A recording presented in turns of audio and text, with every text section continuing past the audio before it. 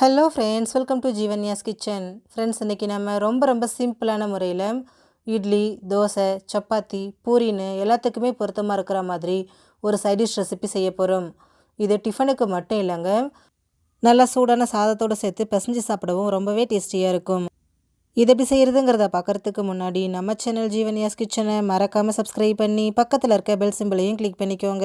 First இதுக்கு ஒரு மசாலா அரைச்சிக்கலாம். அதுக்கு ஒரு மிக்சர் ஜார் எடுத்துகிட்டு அதில் ஒரு துண்டு பட்டை, 3 கிராம்பு, 2 ஏலக்காய், 1 இன்ச் அளவுக்கு இஞ்சி, ஒரு 10 பல் பூண்டு, காரத்துக்காக ஒரு 5-6 வரமிளகாய், கலருக்காக ஒரு 4 காஷ்மீரி மிளகாய், ஒரு சின்ன நெல்லிக்காய் சைஸ் புளி சேர்த்துக்கங்க.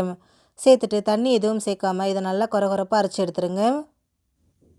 பாருங்கள், இந்தளவுக்கு நல்லா கொரகொரப்பாக அரைச்சி எடுத்துருங்க.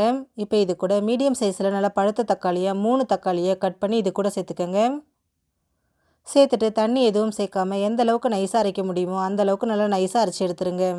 பாருங்கள், கொஞ்சம் கூட தண்ணி சேர்க்கல, ஆனால் நல்லா நைஸாக ஃபைன் பேஸ்ட்டாக அரைப்பட்டு வந்திருக்கு. இப்போ இது அப்படியே இருக்கட்டும். இப்போ கிரேவி தாளிக்க ஸ்டவ்வில் கடாய் வச்சுட்டு அதில் 3 டேபிள் ஸ்பூன் எண்ணெய் சேர்த்துக்கங்க. எண்ணெய் காஞ்சதும் இதில் 1 டீஸ்பூன் கடுகு சேர்த்து வெடிக்க விட்டுருங்க.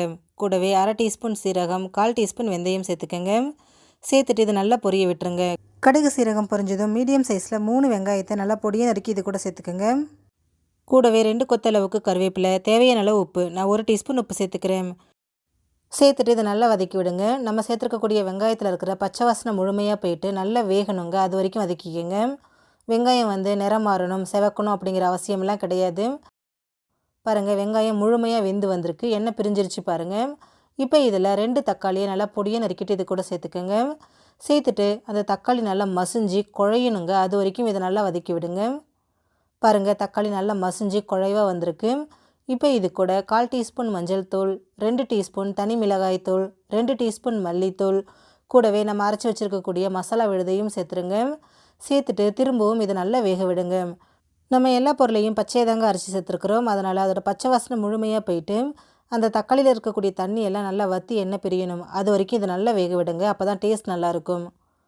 பாருங்கள், நல்லா வெந்திருக்கு. அந்த தக்காளியில் இருக்கக்கூடிய தண்ணி எல்லாம் வற்றிட்டு எண்ணெய் பிரிஞ்சு வந்திருக்கு பாருங்கள். இப்போ இது கூட தண்ணி சேர்த்துக்கலாம். நான் ஒரு 3/4 கப்பு தண்ணி சேர்த்துக்கிறேன். கூடவே டேஸ்ட்டை பேலன்ஸ் பண்ணுறதுக்காக 1/2 டீஸ்பூன் வெல்லம் சேர்த்துக்கிறேன். சேர்த்துட்டு இது எல்லாத்தையும் திரும்பவும் ஒரு தடவை நல்லா கலந்து விட்டுருங்க. தண்ணி ரொம்ப அதிகமாக சேர்க்க வேண்டாம், கொஞ்சமாக சேர்த்தாலே போதுங்க. இந்த திக்னஸ் இருக்குது பாருங்கள். இப்போ இதை மூடி போட்டுருவோம். மூடி போட்டுட்டு லோ ஃப்ளேமில் ஒரு 5லேருந்து 7 நிமிஷத்துக்கு வச்சுருங்க. நல்லா வெந்து எண்ணெய் பிரிஞ்சு வரட்டும். ஒரு 5 நிமிஷம் போல் ஆயிருக்கு, எண்ணெய் முழுமையாக பிரிஞ்சு வந்திருக்கு பாருங்கள். கன்சிஸ்டன்சியும் ரொம்பவே பர்ஃபெக்டாக ஒரு தொக்கு பக்குவத்தில் இருக்குது பாருங்கள்.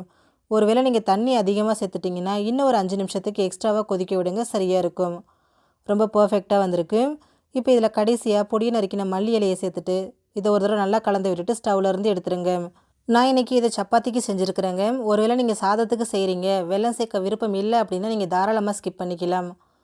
அவ்வளோதான் ஃப்ரெண்ட்ஸ், நமக்கு ரொம்பவே டேஸ்டியான தக்காளி மசாலா ரெடி ஆகிடுச்சு. ஃப்ரெண்ட்ஸ், நீங்களும் இந்த ரெசிபியை ட்ரை பண்ணி பாருங்கள். இந்த வீடியோ உங்களுக்கு பிடிச்சிருந்தா லைக் பண்ணுங்கள், ஷேர் பண்ணுங்கள், கமெண்ட் பண்ணுங்கள். ஜீவன்யாஸ் கிச்சனை சப்ஸ்கிரைப் பண்ணி பக்கத்தில் இருக்க பெல் சிம்பிளையும் கிளிக் பண்ணிக்கோங்க. அப்போ தான் நம்ம சேனலில் நான் போடுற வீடியோஸோட நோட்டிஃபிகேஷன்ஸ் உடனுக்குடனே உங்களுக்கு வரும். தேங்க்யூ.